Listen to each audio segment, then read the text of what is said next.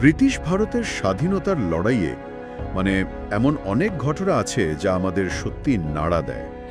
আজ আমরা সেরকমই একটা অধ্যায় নিয়ে কথা বলবো, মাস্টারদা সূর্য সেন আর তার নেতৃত্বে চট্টগ্রামে যে ঐতিহাসিক বিদ্রোহ হয়েছিল ১৯৩০ সালে। হ্যাঁ, চট্টগ্রাম যুব বিদ্রোহ খুবই গুরুত্বপূর্ণ একটা ঘটনা। আমাদের হাতে একটা উৎস আছে, সূর্য সেন চট্টগ্রাম বিদ্রোহের বীরগাথা নামে। আমরা এখান থেকেই বোঝার চেষ্টা করব ঘটনাটা আর এর পেছনের মানুষটিকেও। ঠিক। আমাদের লক্ষ্য হলো এই ঘটনাটার মূল দিকগুলো তুলে ধরা, যেটা হয়তো অনেকেই এখন সেভাবে মনে রাখেনি। অবশ্যই সময়টা ছিল যখন ব্রিটিশ শাসনের বিরুদ্ধে মানুষের ক্ষোভ বাড়ছে, স্বাধীনতার আকাঙ্ক্ষা তীব্র হচ্ছে। আর সূর্য সেন, যাকে চট্টগ্রামে সবাই মাস্টারদা বলে জানত, তিনি তো শুধু একজন স্কুল মাস্টার ছিলেন না। না, একেবারেই না। তিনি ছিলেন ইন্ডিয়ান রিপাবলিকান আর্মি, এই বিপ্লবী দলের একজন অত্যন্ত বিচক্ষণ নেতা, একজন সংগঠক। হ্যাঁ, উৎস বলছে তার দর্শন ছিল খুব স্পষ্ট। একদম। তিনি বিশ্বাস করতেন স্বাধীনতা চেয়ে পাওয়া যায় না, অর্জন করতে হয়, সশস্ত্র সংগ্রাম দরকার। আর এই ভাবনা থেকেই তো ওই দুঃসাহসিক পরিকল্পনাটা আসে। হ্যাঁ, ১৯৩০ সালের ১৮ এপ্রিলের ঘটনা। মাস্টারদার নেতৃত্বে প্রায় ধরুন ৬৫ জন তরুণ বিপ্লবী। ৬৫ জন সংখ্যাটা কিন্তু খুব বেশি নয়। না, কিন্তু তাদের পরিকল্পনাটা ছিল অসাধারণ। তারা একযোগে চট্টগ্রামের ব্রিটিশ অস্ত্রাগার, তারপর টেলিগ্রাফ অফিস, এই সব জায়গায় আক্রমণের সিদ্ধান্ত নেন। রাতের অন্ধকারে? হ্যাঁ, রাতের অন্ধকারে।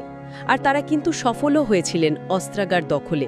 ব্রিটিশ পতাকা নামিয়ে তারা স্বাধীন ভারতের পতাকাও তুলেছিলেন। ভাবা যায় ওই সময়ের পরিপ্রেক্ষিতে এটা তো একটা বিশাল ব্যাপার। বিশাল।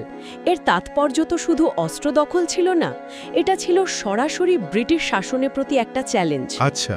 তাদের ক্ষমতার যে ভিত, সেটাকে নাড়িয়ে দিয়েছিল এই আক্রমণ। একটা বার্তা দেওয়া যে আমরাও পারি। কিন্তু এই সাফল্যের রেশ তো বেশিক্ষণ থাকেনি, তাই না? ব্রিটিশরা নিশ্চয়ই চুপ করে বসে থাকেনি। ফলে অনেক বিপ্লবী ধরা পড়েন, কেউ কেউ লড়াইয়ে মারা যান। মাস্টারদাকে আত্মগোপন করতে হয়। হ্যাঁ, তিনি তো বেশ কিছুদিন পালিয়েছিলেন। সেই সময়টা নিশ্চয়ই খুব কঠিন ছিল। অত্যন্ত কঠিন। একদিকে দলের সঙ্গীদের হারানোর কষ্ট, অন্যদিকে গ্রেফতারির ভয়, ক্রমাগত জায়গা বদলানো। আর শেষ পর্যন্ত তো তিনি ধরা পড়েই গেলেন। হ্যাঁ, দুর্ভাগ্যবশত বিশ্বাসঘাতকতার শিকার হয়েছিলেন তিনি। ধরা পড়ার পর তার উপর যে অত্যাচার চলেছিল সেটা পড়লে শিউরে উঠতে হয়। উৎস হতে সেটার উল্লেখ আছে। ১৯৩৪ সালের ১২ই জানুয়ারি চট্টগ্রাম জেলে তাকে ফাঁসি দেওয়া হয়। কিন্তু তার আগে তার উপর যে কি পরিমাণ নির্মম অত্যাচার হয়েছিল! তার দাঁত ভেঙে ফেলা হয়েছিল, হাতুড়ি দিয়ে হাত পা ভেঙে দেওয়া হয়েছিল। হ্যাঁ, এমনই শোনা যায়। ফাঁসির মঞ্চে তাকে প্রায় বয়ে নিয়ে যেতে হয়েছিল। উফ, এত নিষ্ঠুরতা কেন? শুধুই কি শাস্তি? একটা চরম প্রতিহিংসা, হয়তো অন্যদের ভয় দেখানোর চেষ্টা, আবার হয়তো মাস্টারদার যে অদম্য জেদ, সেটাকে ভাঙার একটা মরিয়া চেষ্টা। কিন্তু ভাঙতে কি পেরেছিল? মনে হয় না। তার শেষ চিঠিতে তো সেই আদর্শ আর দেশের জন্য আত্মত্যাগেরই কথা বারবার ফুটে উঠেছে। উৎসতে সেই চিঠির কথাও আছে। হ্যাঁ, তিনি লিখেছিলেন, আমি মরতে যাচ্ছি দেশের জন্য। আমার শরীর হয়তো থাকবে না, কিন্তু আদর্শ থাকবে, লড়াই থাকবে। কি অসাধারণ কথা! অসাধারণ। এখানেই কিন্তু চট্টগ্রাম বিদ্রোহের আসল সার্থকতা। তাৎক্ষণিক স্বাধীনতা হয়তো আসেনি, কিন্তু এর প্রভাব ছিল অনেক গভীরে। এই বিদ্রোহ, এই আত্মত্যাগ পরের প্রজন্মকে শিখিয়েছিল কিভাবে ভয়কে জয় করে লড়তে হয়। সীমিত শক্তি নিয়েও যে রুখে দাঁড়ানো যায়, সেটার একটা উদাহরণ তৈরি করেছিল। একদম। আর এটাও বুঝিয়ে দিয়েছিল যে স্বাধীনতা সহজে আসে না, এর জন্য অনেক বড় মূল্য দিতে হতে পারে। তাহলে আমরা দেখলাম সূর্য সেনের সাহস, সেই দুঃসাহসিক অভিযান আর চরম আত্মত্যাগের কাহিনী। এই উৎসটা আমাদের শুধু তথ্য দেয় না, একটা স্পিরিটকে তুলে ধরে। ঠিক বলেছেন।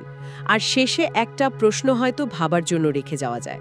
বলুন। ইতিহাসে তো আমরা সফল বিপ্লবের কথাই বেশি পড়ি, কিন্তু চট্টগ্রাম বিদ্রোহের মতো ঘটনা, যা হয়তো আপাতদৃষ্টিতে সফল হয়নি, স্বাধীনতার দীর্ঘ লড়াইয়ে তার আসল প্রভাবটা ঠিক কতটা? এটা একটা ভালো প্রশ্ন।